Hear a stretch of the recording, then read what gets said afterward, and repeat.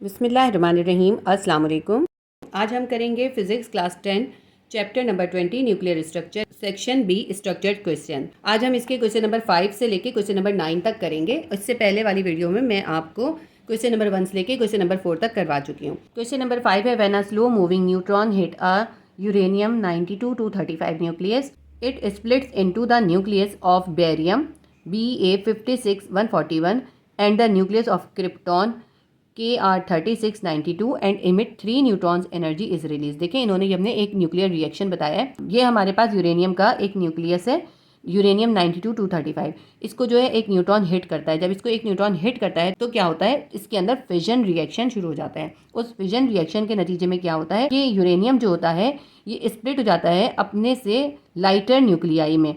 और वो कौन से न्यूक्लियाई बनाता है, बेरियम 56-141 बनाता है और क्रिप्टॉन 3692 बनाता है। 3 न्यूट्रॉन और एनर्जी जो है वो रिलीज होती है। ये जो न्यूक्लियर फिजन रिएक्शन हो रहा है उसकी इन्होंने हमें ये इक्वेशन दी है और हमसे कुछ क्वेश्चन पूछे हैं। क्वेश्चन नंबर 1 है state name of the nuclear process. जो इसके अंदर न्यूक्लियर प्रोसेस हो रहा है वो आपको बताना है। तो इसके अंदर न्यूक्लियर प्रोसेस जो है वो हो रहा है फिजन रिएक्शन, क्योंकि फिजन रिएक्शन के अंदर एक हैवी न्यूक्लियाई जो होता है वो ब्रेकअप हो जाता है और वो लाइटर न्यूक्लियाई बना लेता है। पार्ट बी है which of the isotope of uranium 235 and uranium 236 have a shorter half life.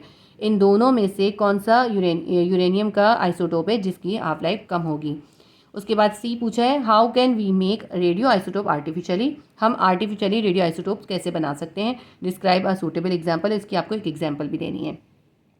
Part D है for the given process state it one application in our daily life. ये जो इसके अंदर fission reaction हो रहा है उसकी आपको अपनी डेली लाइफ के अंदर एक एप्लीकेशन बतानी है। सबसे पहले हम इसकी ये इक्वेशन उतार लेंगे। इस इक्वेशन के अंदर हमारे पास यूरेनियम का एक आइसोटोप है जिसका एटॉमिक नंबर 92 है और एटॉमिक मास जो है वो 235 है।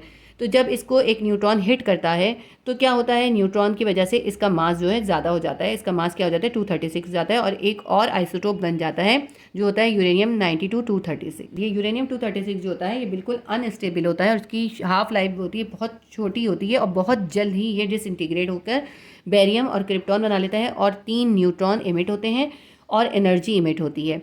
और ये जो रिएक्शन होता है जिसके अंदर के एक हैवी न्यूक्लियाई जो है स्प्लिट होके लाइटर न्यूक्लियाई बना लेता है वो कहलाता है फिजन रिएक्शन। तो इस इक्वेशन के अंदर जो है फिजन रिएक्शन हो रहा है, यूरेनियम का आइसोटोप 236 जो है वो स्प्लिट हो रहा है, उसकी डिसइंटीग्रेशन हो रही है और उसके लाइटर न्यूक्लियाई बेरियम 56-141 और क्रिप्टॉन 3692 बन रहे हैं और 3 न्यूट्रॉन इमिट हो रहे हैं। ये जो न्यूट्रॉन होते हैं ये आगे जाके मजीद 3 एटम के साथ जो होता है फिजन रिएक्शन करते हैं जिसकी वजह से चेन रिएक्शन जो है वो स्टार्ट हो जाता है और बहुत सारी एनर्जी भी इस फिजन रिएक्शन के दौरान में बहुत सारी एनर्जी भी रिलीज़ होती है।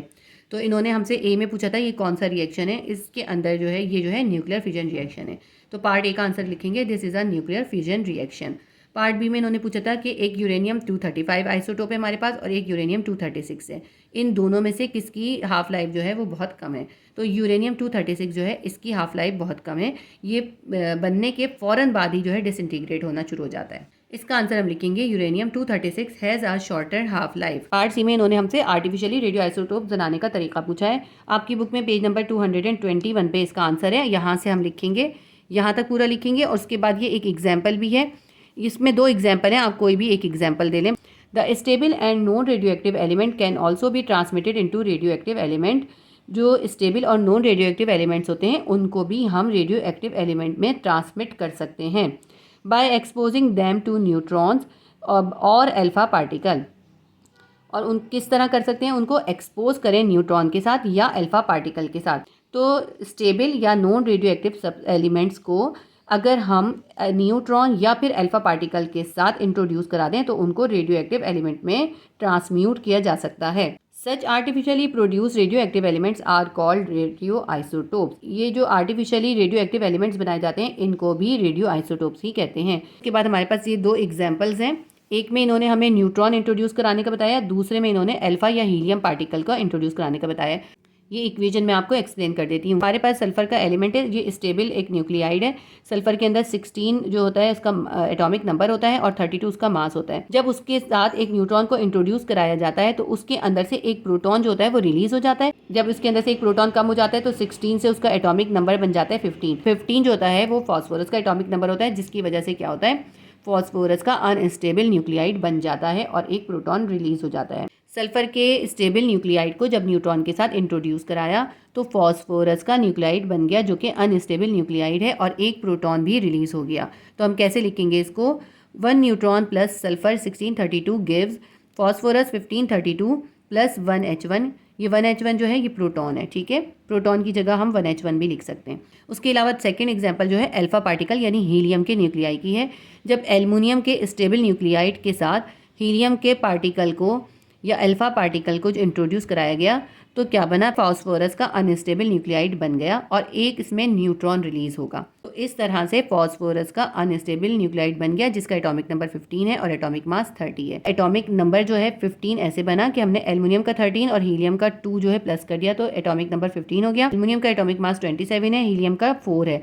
जब हमने 27 में 4 प्लस किया तो 31 बन गया, लेकिन क्योंकि एक न्यूट्रॉन अलग से इमिट हो रहा है तो इसीलिए फॉस्फोरस का एटॉमिक मास जो है वो 30 बना। इस तरह से फॉस्फोरस का एक अनस्टेबल रेडियो एक्टिव एलिमेंट जो है वो फॉर्म हो गया। ठीक है, यहाँ तक इसका आंसर कंप्लीट हो गया।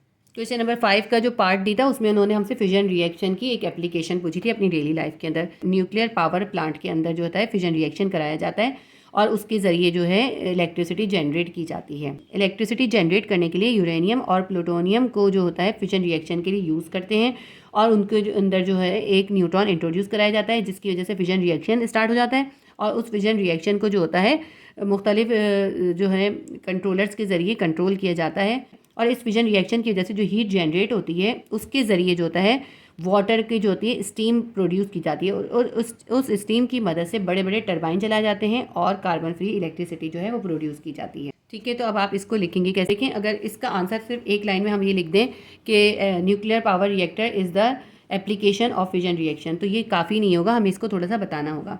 ठीक है, आप ये लिखिएगा, nuclear power reactor is the most important application of fission reaction. Nuclear power reactor जो है वो फिजन रिएक्शन की एक बहुत इंपॉर्टेंट एप्लीकेशन है। Uranium and plutonium are use for fission reaction in nuclear power plant. जो यूरेनियम और plutonium को जो है फिजन रिएक्शन के लिए न्यूक्लियर पावर प्लांट में यूज़ करते हैं। The energy release by fission heat up water into steam. Fission reaction के नतीजे में जो एनर्जी रिलीज होती है वो वाटर को हीट अप करके उसको स्टीम में कन्वर्ट कर देती है। This steam is use to spin a turbine to produce carbon free electricity. ये जो स्टीम बनती है ये बड़े बड़े टरबाइन को चलाती है जिसकी वजह से जो है कार्बन फ्री इलेक्ट्रिसिटी जनरेट होती है। तो हमारा क्वेश्चन नंबर 5 यहाँ पे कंप्लीट हो गया। क्वेश्चन नंबर 6 है, the reaction that take place at the centre of the sun can be presented as 2 proton plus 2 neutron gives 2 helium 4 plus energy. तो इन्होंने हमें जो है ये एक रिएक्शन दिया है और ये केमिकल रिएक्शन जो है ये सन के सेंटर के अंदर हो रहा होता है। जो सूरज है ना उसके सेंटर या कोर के अंदर जो रिएक्शन होता है ये उसकी हमें इक्वेशन गिवन की है और इससे मुतालिक हमसे कुछ क्वेश्चन पूछे हैं। पार्ट ए में हमसे पूछते हैं, state the name of this type of reaction. ये जो रिएक्शन हो रहा है इसकी आपको टाइप बतानी है कि कौन सी टाइप का रिएक्शन है, ये फिजन रिएक्शन है या फ्यूजन रिएक्शन है। पार्ट बी में पूछा है, ऑल्सो डिफाइन द रिएक्शन। इस रिएक्शन को डिफाइन भी करना है। पार्ट सी है, a nuclear fusion reaction is a more reliable and sustainable energy source that can nuclear fission chain reaction. Justify this statement with suitable argument. आपको justify करना है कि कैसे न्यूक्लियर फ्यूजन रिएक्शन जो है वो ज़्यादा रिलायबल सोर्स है एनर्जी हासिल करने की as compare to fission reaction के। तो क्वेश्चन नंबर 6 के पार्ट ए का आंसर हम करेंगे, this is a nuclear fusion reaction because in this reaction 2 light nuclei combine and formed heavier nuclei. ये जो है ये न्यूक्लियर फ्यूजन रिएक्शन है क्योंकि इस रिएक्शन के अंदर 2 लाइट न्यूक्लियाई कंबाइन करके एक हैवी न्यूक्लियाई फॉर्म कर रहे हैं and release a large amount of energy और बहुत ज़्यादा अमाउंट की एनर्जी भी इसमें रिलीज हो रही है। देखिए इसके अंदर जो है इनका मास जो है 1 और 1 था और इसका जो मास है वो 4 है। ये 2 लाइटर न्यूक्लियाई जब कंबाइन करें उससे एक हैवी न्यूक्लियाई बना तो ऐसा रिएक्शन जो होता है वो फ्यूजन रिएक्शन कहलाता है। इसके पार्ट बी के अंदर जो है हमें ये रिएक्शन डिफाइन करना है। ये रिएक्शन जो होता है सूरज के सेंटर के अंदर हो रहा होता है। इसको हम कहते हैं प्रोटॉन टू प्रोटॉन रिएक्शन क्योंकि इसके अंदर 2 प्रोटॉन यानी कि एक जैसे चार्ज वाले न्यूक्लियाई जो है वो कंबाइन करते हैं और एक हैवी न्यूक्लियाई बनाते हैं और ये फ्यूजन रिएक्शन होता है। ये सूरज के कोर में यानी कि सेंटर में हो रहा होता है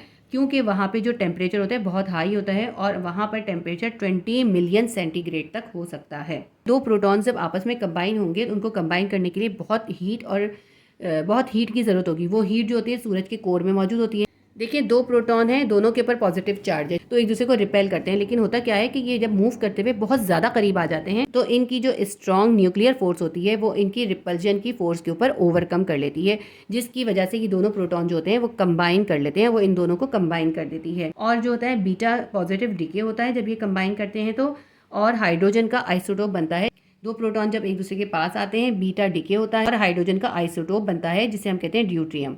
और जो है उसमें पॉजिट्रॉन रिलीज होता है एक, और एक न्यूट्रिनो रिलीज होता है, और एनर्जी की गामा रेज रिलीज होती हैं। ये जो ड्यूट्रियम बना होता है, ये ड्यूट्रियम जो होता है एक और प्रोटॉन के साथ कंबाइन कर लेता है।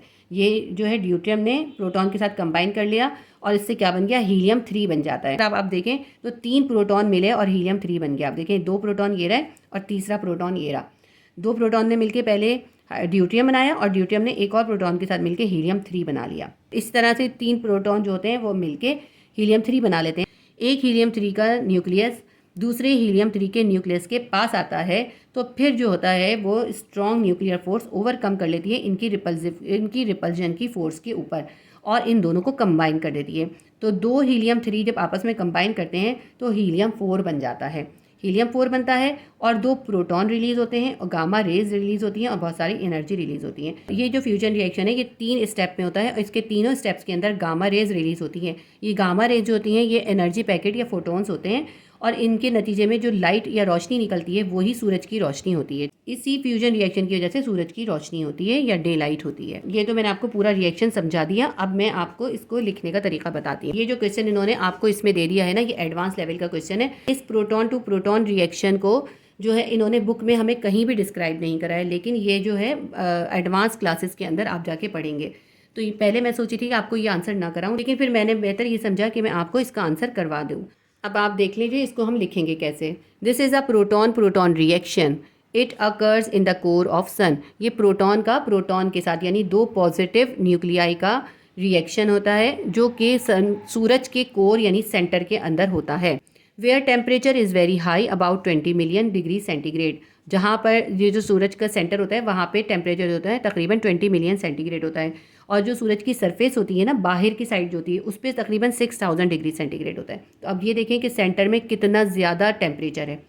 It start with hydrogen nucleus और proton and at the formation of helium 4। ये जो है ये फ्यूजन का रिएक्शन स्टार्ट होता है हाइड्रोजन न्यूक्लियस से या प्रोटॉन से और ये एंड होता है हीलियम 4 बनने पर।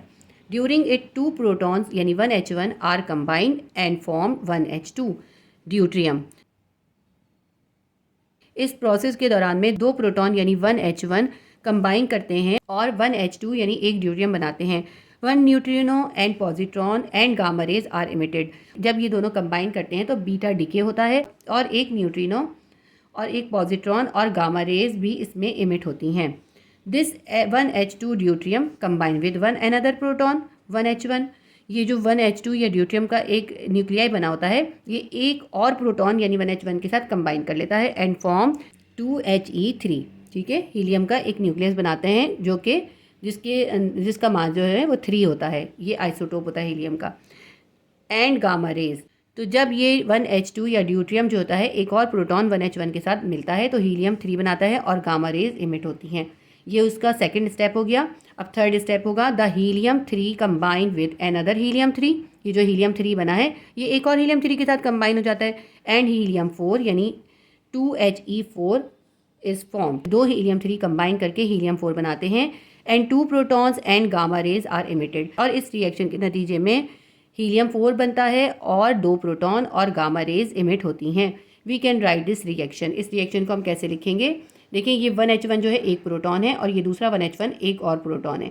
ये दोनों प्रोटॉन एक दूसरे से कंबाइन हुए, बीटा डीके हुआ और 1H2 बन गया। ये 1 और 1 2 होना चाहिए था ना प्रोटॉन, ये प्रोटॉन कम क्यों है? ये एक प्रोटॉन जो है यहाँ पे इमिट हो रहा है, इसलिए इसका Z या एटॉमिक नंबर जो है 1 है और एटॉमिक मास जो है वो 2 है, क्योंकि इसके अंदर बीटा डीके हो रहा है और एक प्रोटॉन इसके अंदर रिलीज हो रहा है। तो इस रिएक्शन के नतीजे में 1H2 या ड्यूट्रियम का न्यूक्लियाई बनेगा, एक पॉजिट्रॉन निकलेगा और एक न्यूट्रिनो निकलेगा और एनर्जी या गामा रेज निकलेंगी। ठीक है, अब ये जो 1H2 या ड्यूट्रियम का न्यूक्लियाई बना है ये एक और प्रोटॉन के साथ कंबाइन कर लेगा। 1H2 + 1H1 एक और न्यूक्लियाई एक और प्रोटॉन के साथ इसने कंबाइन कर लिया तो इससे बन गया हीलियम 3 जिसका एटॉमिक नंबर जो है वो 2 है, क्योंकि देखें इसके अंदर कोई प्रोटॉन या न्यूट्रॉन जो है इमिट नहीं हो रहा, सिर्फ ये कंबाइन हो रहे हैं। देखिए इनका एटॉमिक नंबर भी कंबाइन हो गया, 1 और 1 2 हो गया, और एटॉमिक मास भी कंबाइन हो गया, 2 और 1 3 हो गया, क्योंकि इसके अंदर कोई न्यूट्रॉन या प्रोटॉन जो है इमिट नहीं हो रहा है, इसीलिए दोनों कंबाइन करके हीलियम 3 बना लेंगे और गामा रेज और एनर्जी इमिट होगी। फ्यूजन रिएक्शन में बहुत ज़्यादा एनर्जी जो है वो रिलीज़ होती है। ये जो एनर्जी या हीट रिलीज़ हो रही है ना, इसी की वजह से ये मज़ीद जो है वहाँ का टेम्परेचर मज़ीद बढ़ता रहता है, और उस टेम्परेचर के इंक्रीज़ होने की वजह से प्रोटॉन मिलते रहते हैं, और ये जो होता है 3 स्टेप वाला रिएक्शन होता रहता है, हीलियम 4 बनता रहता है, और इसके नतीजे में जो है सूरज की रोशनी हम तक पहुंचती है। तो इस तरह सन के कोर के अंदर बहुत सारे हीलियम 3 के न्यूक्लियाई बन जाते हैं। तो एक हीलियम 3 का न्यूक्लियाई जब दूसरे हीलियम 3 के न्यूक्लियाई के पास आता है, तो फिर जो है न्यूक्लियर फोर्स जो होती है वो ओवरकम कर लेती है और जो है इन दोनों को कंबाइन कर देती है। ये दोनों कंबाइन होते हैं तो देखिए हीलियम 4 बनता है जिसका एटॉमिक नंबर 2 है।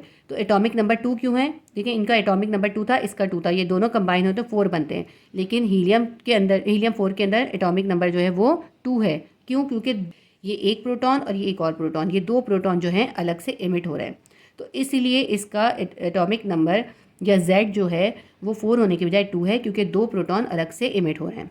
इसी तरह इसके मास को आप कंबाइन करें तो 3 और 3 6 बनता है, लेकिन यहाँ पे मास जो है 4 है, इसलिए कि मास जो होता है नंबर ऑफ प्रोटॉन और नंबर ऑफ न्यूट्रॉन होता है। जब 2 प्रोटॉन कम हो रहे हैं तो मास में भी तो 2 कम हो जाएंगे ना, इसलिए 6 में से 2 माइनस हो गया तो 4 हो गया। इस तरह हीलियम 4 बन गया। ठीक है, तो इस रिएक्शन के नतीजे में हीलियम 4 बना, 2 प्रोटॉन रिलीज़ हुए, गामा रेज रिलीज़ हुई और एनर्जी रिलीज़ हुई।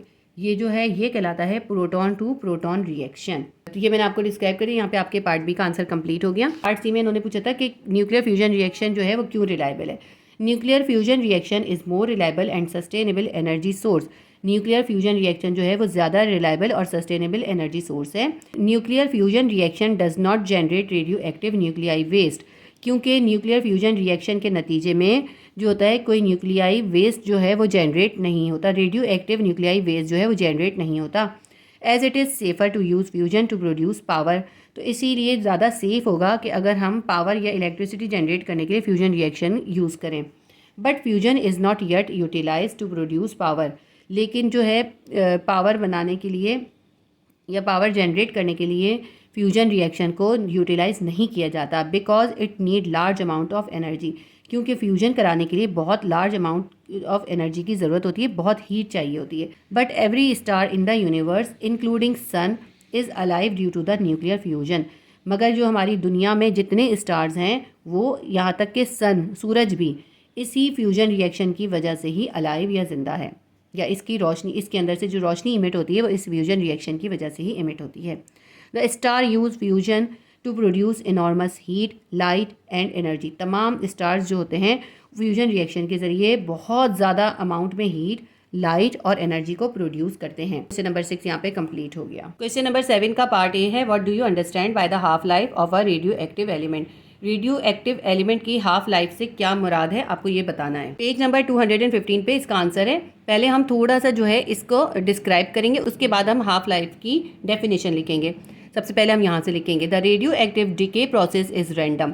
रेडियो एक्टिव डिके प्रोसेस जो होता है वो रैंडम होता है, यानी कभी ज़्यादा होता है कभी कम होता है। And the rate of radioactive decay is proportion to the number of unstable nuclei present. Decay का रेट जो होता है वो किसी भी सैंपल में मौजूद अनस्टेबल न्यूक्लियाई के डायरेक्टली प्रोपोर्शन होता है। अगर ज़्यादा अनस्टेबल न्यूक्लियाई होंगे तो डिके का रेट भी ज़्यादा होगा, अगर कम अनस्टेबल न्यूक्लियाई होंगे तो डिके का रेट भी कम होगा। ये दोनों चीज़ें डायरेक्टली प्रोपोर्शन होती हैं। उसके बाद हम लिखेंगे, in the decay process a constant fraction of many unstable radio active nuclei disintegrate at a certain time. Decay process में अनस्टेबल रेडियो एक्टिव न्यूक्लियाई का डिसइंटीग्रेशन जो होता है वो एक सर्टेन टाइम पर हो रहा होता है। डिसइंटीग्रेशन का मतलब होता है हैवी न्यूक्लियाई में से रेडिएशन इमिट होती हैं और वो स्प्लिट हो जाते हैं लाइटर न्यूक्लियाई में।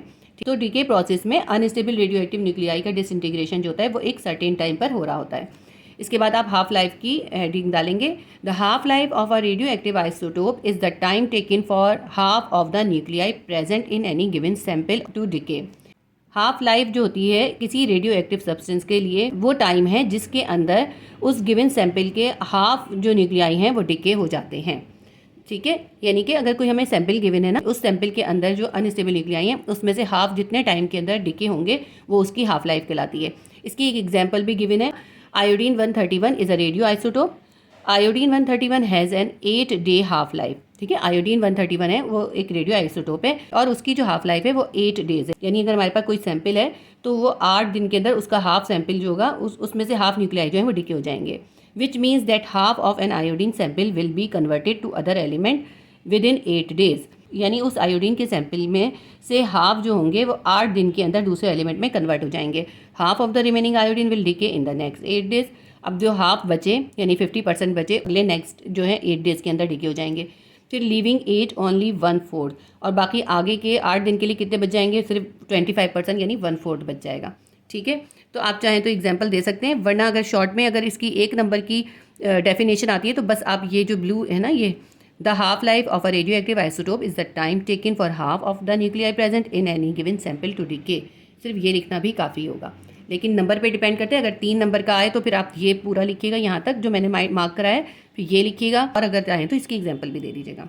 क्वेश्चन नंबर 7 का पार्ट बी है, when a radium 226 undergoes alpha decay random 222 is produce. हमारे पास एक रेडियो आइसोटोप है रेडियम 226, तो उसके अंदर से अल्फा रेस का डिके हो रहा है या अल्फा पार्टिकल का डिके हो रहा है, तो उससे रैंडम 222 बन रहा है। ठीक है, रेडियम के डिके से क्या बन रहा है, रैंडम बन रहा है, 2 हीलियम के न्यूक्लियाई निकल रहे हैं और एनर्जी निकल रही है। पहले हम इस इक्वेशन को समझ लेते हैं। देखिए, रेडियम है 88-226, इसमें से अल्फा का डिके हो रहा है तो क्या बन रहा है, रैंडम बन रहा है 86-222 और 2 प्रोटॉन यानी हीलियम का न्यूक्लियाई निकल रहा है और एनर्जी निकल रही है। रेडियम का जो एटॉमिक नंबर था यानी प्रोटॉन नंबर था वो 88 था और रैंडम का जो प्रोटॉन नंबर यानी Z है वो कितना है, 86 है। 2 कहाँ चलेगा इसके प्रोटॉन, ये जो हीलियम का न्यूक्लियाई बना है ये इसमें 2 प्रोटॉन है। अब इसमें इन्होंने जो क्वेश्चन पूछे हम उसके आंसर कर लेते हैं। Which of the nuclide is ah, सबसे पहले पूछा है इस इक्वेशन के अंदर पेरेंट न्यूक्लियाइड कौन सा है, तो ये जो रेडियम है तो हम लिखेंगे the parent nuclide is Ra88-226। ये जो रेडियम है ये पेरेंट न्यूक्लियाई है। ठीक है, क्योंकि इसी का डिके हो रहा है। ठीक है, और जो इसके बन रहा है वो है डॉटर न्यूक्लियाई। तो सेकंड पार्ट में पूछा है डॉटर न्यूक्लियाइड बताएं, तो डॉटर न्यूक्लियाइड क्या है, random Rn86-222 is the daughter nuclide.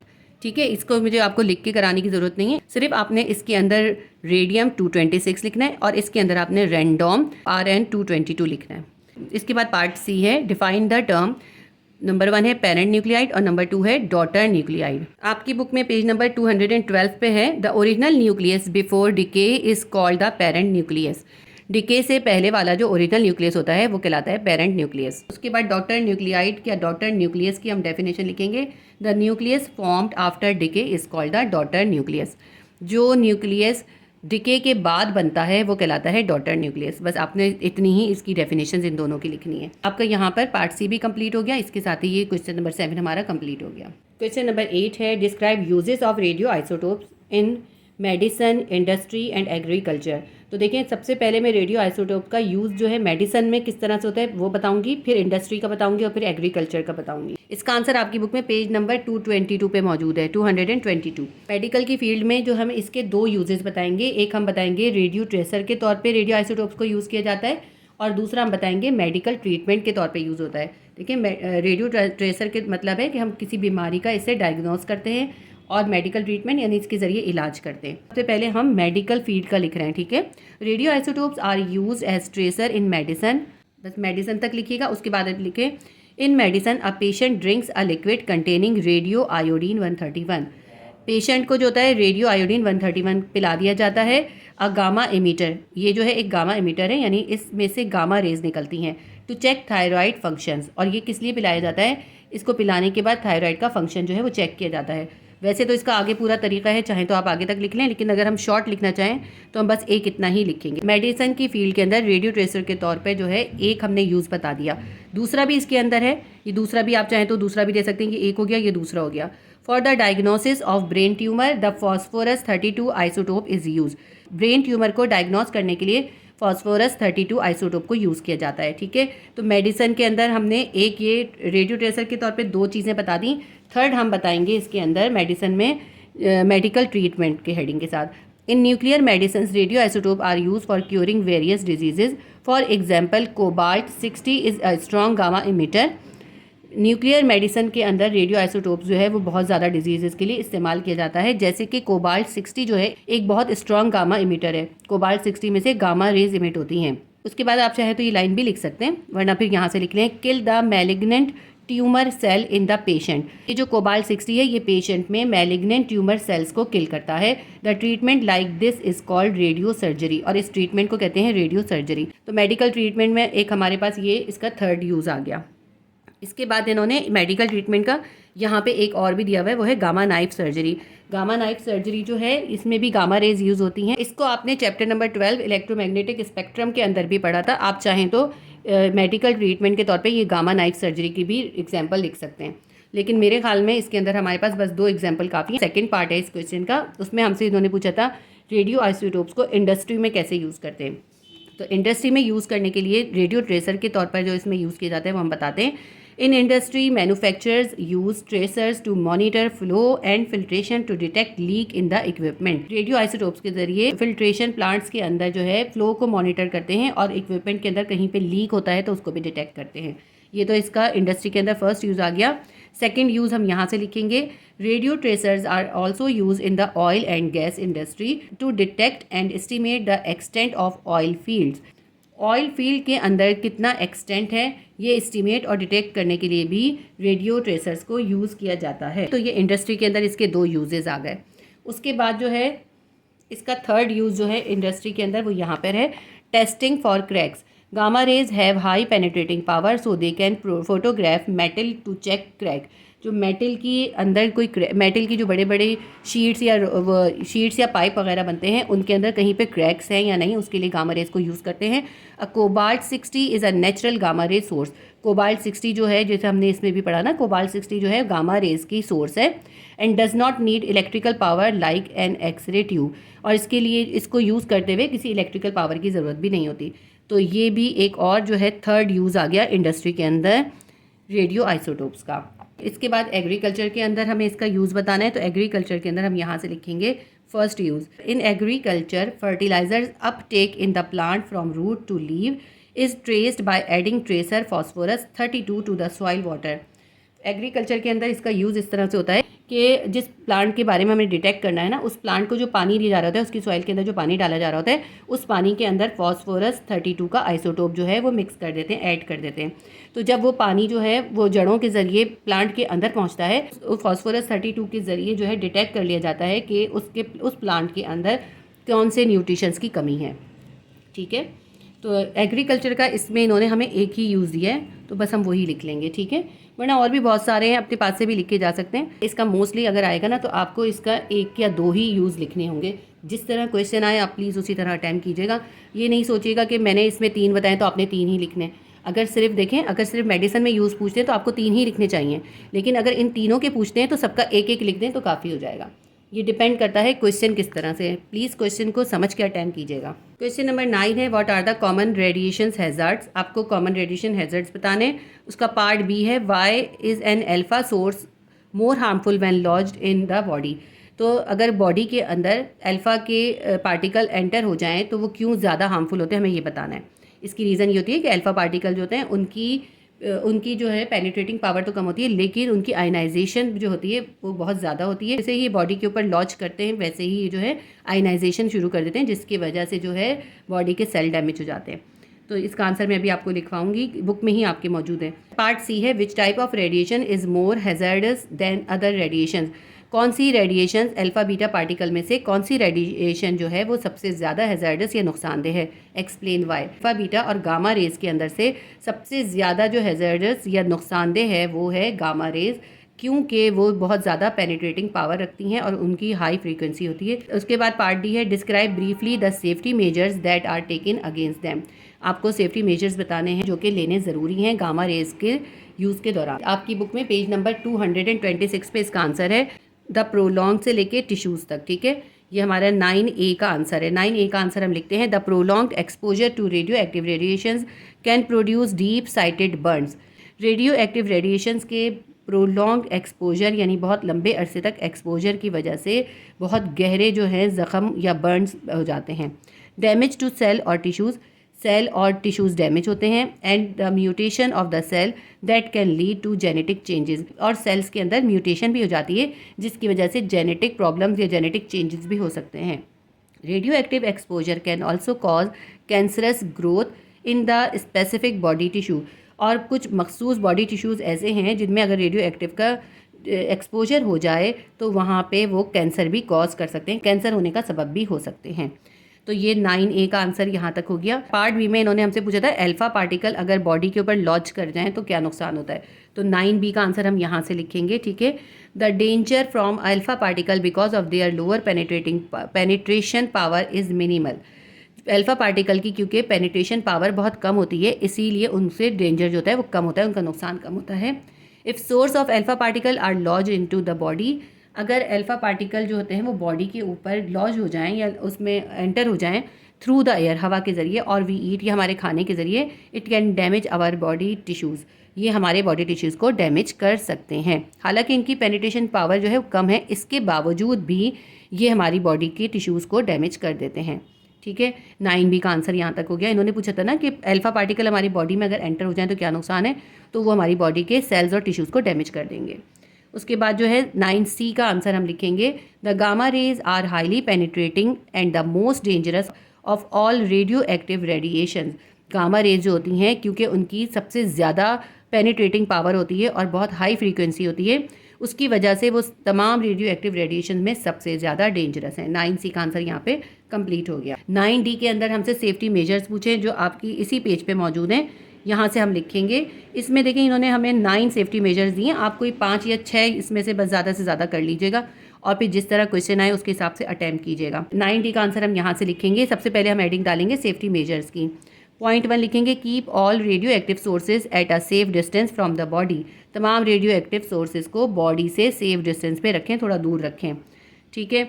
उसके बाद पॉइंट नंबर 2 मैंने छोड़ दिया, 3rd लिख लें, wear personal protective equipment including a laboratory coat, gloves, safety glasses and close toed shoes. Radio active substances के साथ काम करते हुए जो है ख़ास प्रोटेक्टिव इक्विपमेंट ज़रूर इस्तेमाल करें, जिसमें जो है उनका ख़ास लैब कोट होता है, ग्लव्स होते हैं, सेफ्टी ग्लासेस होते हैं और ख़ास किस्म के शूज़ होते हैं। 4th पॉइंट हम लिखेंगे, lapel the dosimeter badge always and monitor regularly. ये जो डॉसीमीटर होता है ये एक जो है इक्विपमेंट है जो मेजर करता है कि किसी की बॉडी के अंदर कितनी अल्फा बीटा गामा रेज का जो है अपटेक हो गया है, कितनी उसके अंदर एंटर हो गई हैं। डॉसीमीटर के ज़रिए उन लोगों को जो कि रेडियो एक्टिव मटेरियल्स के साथ काम कर रहे होते हैं उनको लेपल किया जाता है, यानी उनकी उसको मेजर किया जाता है कि उनके अंदर इन अल्फ़ा बीटा और गामा रेडिएशंस का कितना इफेक्ट हुआ है, ठीक है। तो इसको हम लिखेंगे, lapel the dosimeter badge always and monitor regularly.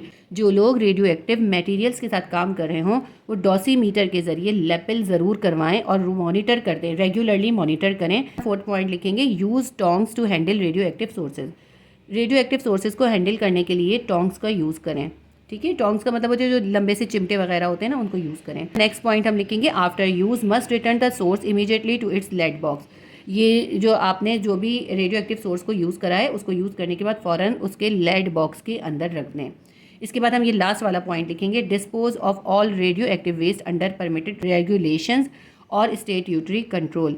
और जितना भी रेडियो एक्टिव वेस्ट हो उसको जो डिस्पोज करना हो ना, उसको जब ज़ाया करना हो तो उसके लिए जो रूल्स और रेगुलेशन बनाए गए हैं उसके हिसाब से उसको डिस्पोज करें। रेडियो एक्टिव वेस्ट को जो होता है समंदर में भी नहीं डालना, समंदर में भी डालना अलाउ नहीं होता, बर्न करना भी अलाउ नहीं होता, बल्कि इसको जो होता है सख्त रॉक्स के अंदर जो है दबा दिया जाता है। यहाँ तक आपका क्वेश्चन नंबर 9 भी कंप्लीट हो गया। इसके साथ ही आपका सेक्शन बी स्ट्रक्चर क्वेश्चन भी कंप्लीट हो गए।